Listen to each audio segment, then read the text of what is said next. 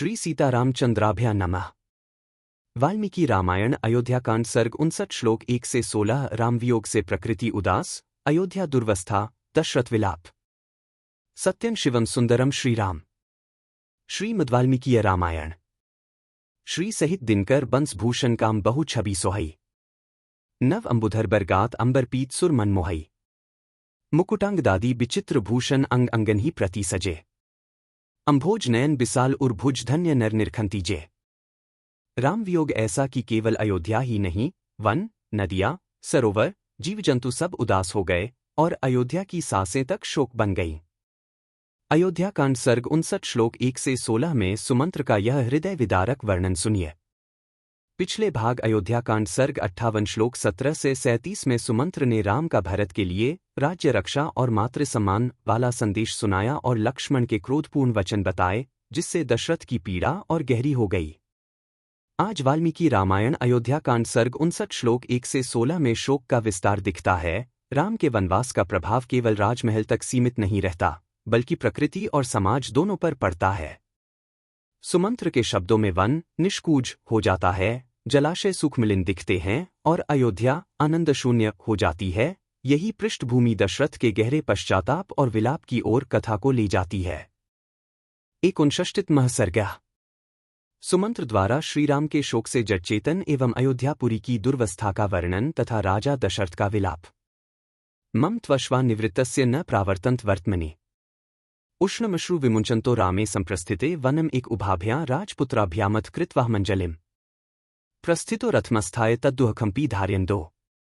सुमंत्र ने कहा, जब श्रीरामचंद्र जी वन की ओर प्रस्थित हुए, तब मैंने उन दोनों राजकुमारों को हाथ जोड़कर प्रणाम किया और उनके वियोग के दुहक को हृदय में धारण करके रथ पर आरूढ़ हो उधर से लौटा।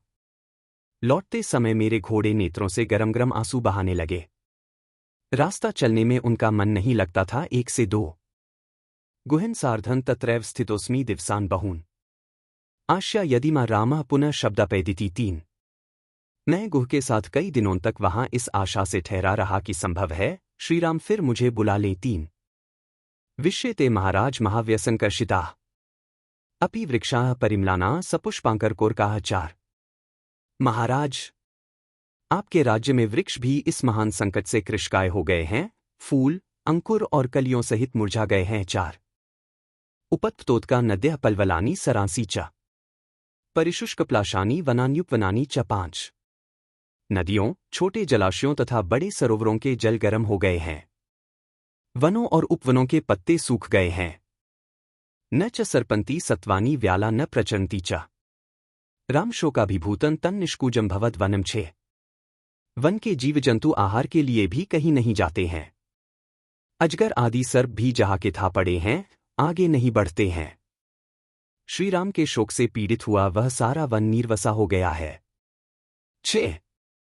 लीन पुष्कर पत्राश्च नद्यश्च कलुषोदकाः संतप्त पद्माः पद्मिन्यो लीन मीन विहंगमाः 7। नदियों के जल मलिन हो गए हैं। उनमें फैले हुए कमलों के पत्ते गल गए हैं। सरोवरों के कमल भी सूख गए हैं। उनमें रहने वाले मत्स्य और पक्षी भी नष्टप्राय हो गए हैं। 7। जलजानी च पुष्पाणि माल्यानि स्थलजानी च नाति भांतिल्प गंधीनी फलानी च यथापुरम 8। जल में उत्पन्न होने वाले पुष्प तथा स्थल से पैदा होने वाले फूल भी बहुत थोड़ी सुगंध से युक्त होने के कारण अधिक शोभा नहीं पाते हैं तथा फल भी पूर्ववत नहीं दृष्टिगोचर होते हैं। 8। अत्रोद्यानानि शून्यानि प्रलीन वेगानि च न चाभिरामानारामान पश्यामि मनुजर्षभ 9। नरश्रेष्ठ, अयोध्या के उद्यान भी सूने हो गए हैं, उनमें रहने वाले पक्षी भी कहीं छिप गए हैं। यहाँ के बगीचे भी मुझे पहले की भांति मनोहर नहीं दिखाई देते हैं। 9। प्रविशन्तम्योध्याया न कश्चिद् भिनन्दति नरा रामं पश्यन्तो न्यश्वसन्ति मुहुर्मुहुः 10। अयोध्या में प्रवेश करते समय मुझसे किसी ने प्रसन्न होकर बात नहीं की। श्रीराम को न देखकर लोग बारंबार लंबी सांसें खींचने लगे। 10। देवराजर्थं दृष्ट्वा विना राम्याक्तम् दुरादश्रुमुखः सर्वो राजमार्गे गतो जनः 11। देव, सड़क पर आए हुए सब लोग राजा का रथ श्रीराम के बिना ही यहां लौट आया है, यह देखकर दूर से ही आंसू बहाने लगे थे। 11। हमेर विमानयः प्रासादैर्वेक्ष्य रथमाक्तम् हाहाकार कृता नार्यो रामा दर्शनकर्षिता 12। अट्टालिकाओं, विमानों और प्रासादों पर बैठी हुई स्त्रियां वहां से रथ को सूना ही लौटा देखकर श्रीराम को न देखने के कारण व्यथित हो उठीं और हाहाकार करने लगी। 12।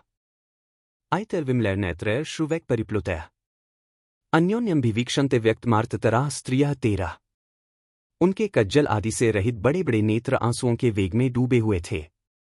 वे स्त्रियां अत्यंत आर्त होकर अव्यक्त भाव से एक दूसरी की ओर देख रही थी। न मित्राणा न मित्राणामुदासीन जनस्य च अहमार्तत्या कंचिद विशेषण नोपलक्ष्य। 14। शत्रुओं, मित्रों तथा उदासीन मध्यस्थ मनुष्यों को भी मैंने समान रूप से दुखी देखा है। किसी के शोक में मुझे कुछ अंतर नहीं दिखाई दिया है। 14। अप्रहृष्ट मनुष्या च दीन्नाक्तुरंगमा आर्तस्वर परिम्लाना विनयश्वसितन्यस्वना। 15। निरानंदा महाराज राम प्रवराजनातुरा कौसल्या पुत्रहीनेव अयोध्या प्रतिभाति में। 16। महाराज, अयोध्या के मनुष्यों का हर्ष छिन गया है। वहां के घोड़े और हाथी भी बहुत दुखी हैं। सारी पुरी आर्तनाद से मलिन दिखाई देती है। लोगों की लंबी लंबी सांसें ही इस नगरी का उच्छ्वास बन गई हैं। यह अयोध्यापुरी श्रीराम के वनवास से व्याकुल हुई पुत्रवियोगिनी कौसल्या की भांति मुझे आनंद शून्य प्रतीत हो रही है। 15 से 16।